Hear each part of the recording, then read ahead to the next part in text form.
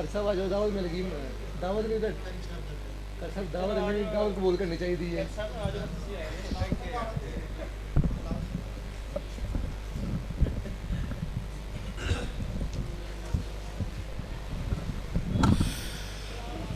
نحمده ونصلي على رسوله الكريم اما بعد اعوذ بالله من الشيطان الرجيم بسم الله الرحمن الرحيم فمن كان يرجو لقاء ربه فليعمل عملا صالحا ولا يشرك بعبادة ربه احدا۔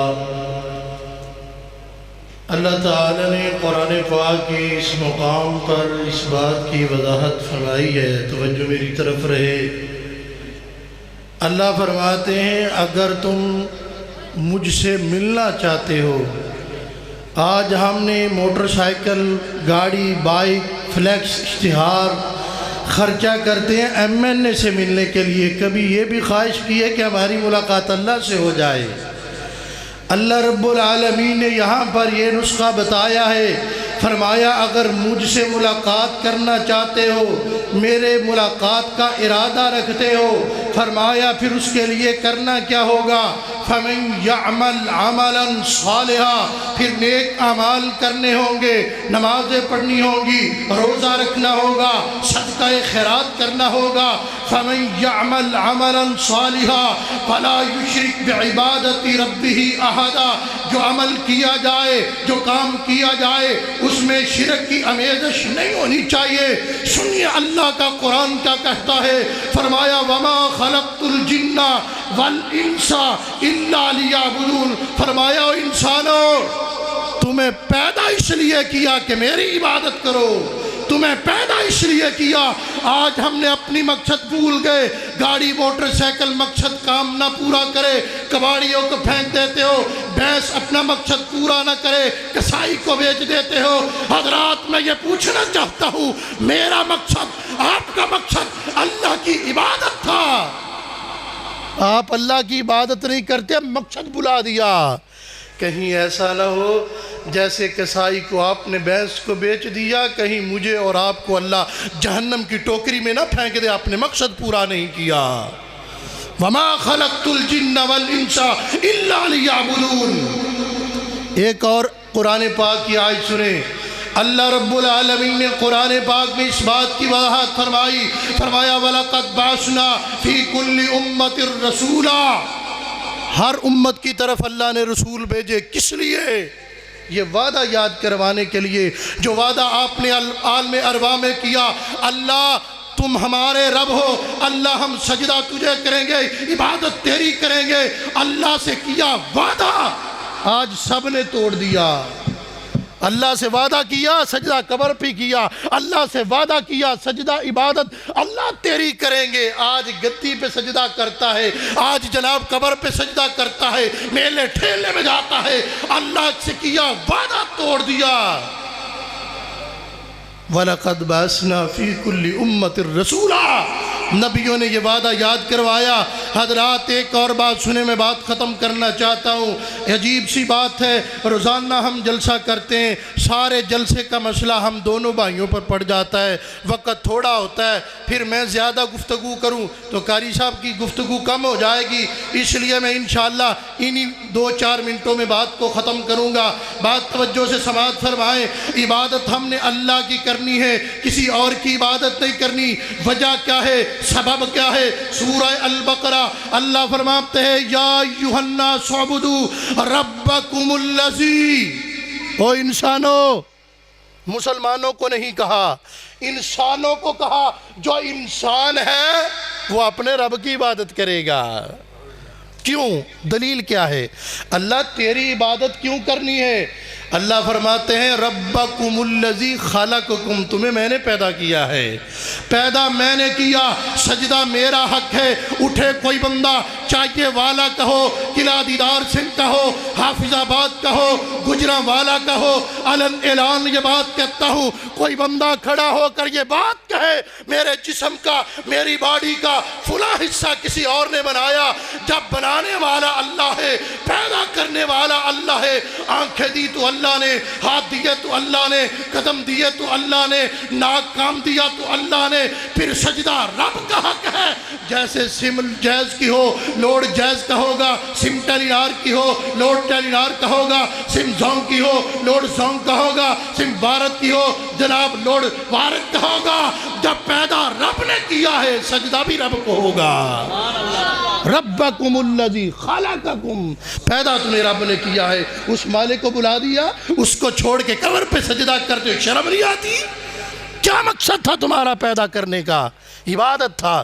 آخری بات سنے، میں بات ختم کرنا چاہتا ہوں حضرات۔ عبادت کی موٹی موٹی تین قسمیں ہیں، عبادت کی موٹی موٹی تین قسمیں۔ پہلی قسم لسانی عبادت، زبانی عبادت جو ہم زبان سے کرتے ہیں۔ فرمایا لسانی عبادت اللہ کا حق ہے، سوال کرنا ہے اللہ سے کیجئے، دعا کرنی ہے اللہ سے کیجئے، ہاتھ پھیلائے اللہ کے سامنے، جولی اللہ کے سامنے، رزق کا سوال اللہ سے، روٹی کا سوال اللہ سے، لقمے کا سوال اللہ سے، گاڑی موٹر سائیکل لینی ہے سوال اللہ سے، پلاٹ لینا ہے سوال اللہ سے، اولاد مانگنی ہے تو سوال یہ نہیں ہوگا لیلا ککڑتے دے دے پتر، یہ نہیں چلے گا۔ معین الدین چشتی پار لنگا دے کشتی، یہ زبانی عبادت ہے، آپ نے سوچا نہیں ہے کبھی۔ پیر شاہ جمال پتر دے دے رتال، یہ بات غلط ہے، یہ عقیدہ غلط ہے۔ زبانی آپ عبادت کر رہے ہیں، آپ کی زبان سے نکلنے والا جملہ عبادت کا حق رکھتا ہے۔ میں یہ کہہ رہا ہوں زبانی عبادت، لسانی عبادت اللہ کا حق ہے۔ آپ کی زبان سے سوال ہو، لقمہ نکلے تو اللہ کے لیے، جولی اللہ کے سامنے پھیلائے۔ وقت اجازت نہیں دیتا، وگرنہ میں اس پوائنٹ پر بے شمار دلائل رکھتا ہوں۔ دوسری بات، جسمانی عبادت اللہ کا حق ہے، وہ جسم رب نے بنایا تو سجدہ رب کو کیجئے۔ کہاں لکھا ہے؟ سورہ البقرہ، فرمایا وَأَقِيمُوا الصَّلَاةَ وَآتُوا الزَّكَاةَ وَارْكَعُوا مَعَ الرَّاكِعِينَ، قیام اللہ کے لیے، رکوع اللہ کے لیے، سجدہ اللہ کے لیے۔ حضرات نہیں سمجھ آئی؟ یہ میرا عقیدہ نہیں ہے، یہ اہل حدیث کا عقیدہ نہیں ہے، بلکہ اللہ کے سامنے سجدہ کرنا، اللہ کے سامنے رکوع کرنا، قیام اللہ کے لیے، سجدہ اللہ کے لیے، رکوع اللہ کے لیے، یہ اللہ کے نبیوں کا عقیدہ ہے۔ سنو قرآن کیا کہتا ہے، فرمایا قل، کیا فرمایا؟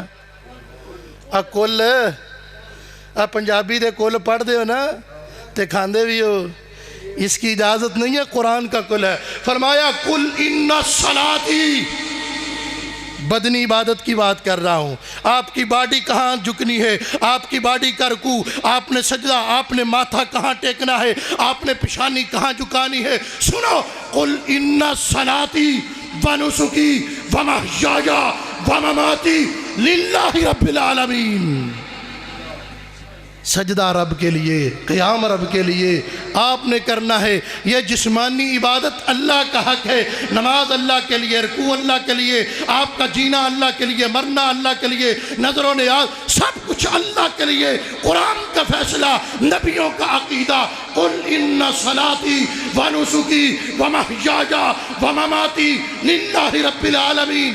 تیسری بات سنے، بات ختم کروں۔ پہلی بات، زبانی عبادت اللہ کا، بولیں ذرا، زبانی عبادت کس کا حق ہے؟ زبان سے کسی اور کی عبادت نہیں کرنی۔ جسمانی عبادت اللہ کا۔ تیسری بات، مالی عبادت بھی اللہ کا حق ہے، مالی عبادت اللہ کا حق ہے۔ آپ نے روپیہ خرچ کرنا ہے اللہ کے رستے میں، درم خرچ کرنا ہے اللہ کے رستے میں، ریال خرچ کرنا ہے اللہ کے رستے میں۔ اللہ کے علاوہ کسی اور کے رستے پر آپ مالی عبادت نہیں کر سکتے۔ کیوں؟ مسلم شریف کی حدیث نوٹ کیجئے، حضرت علی رضی اللہ تعالیٰ عنہ حدیث کے راوی بیان کرتے ہیں، فرمایا 4 قسم کے لوگوں پر نبی پاک نے لعنت کی ہے، اللہ نے لعنت کی ہے۔ جو غیر اللہ کے نام پر جانور ذبح کرے اس پر اللہ کی لعنت ہے۔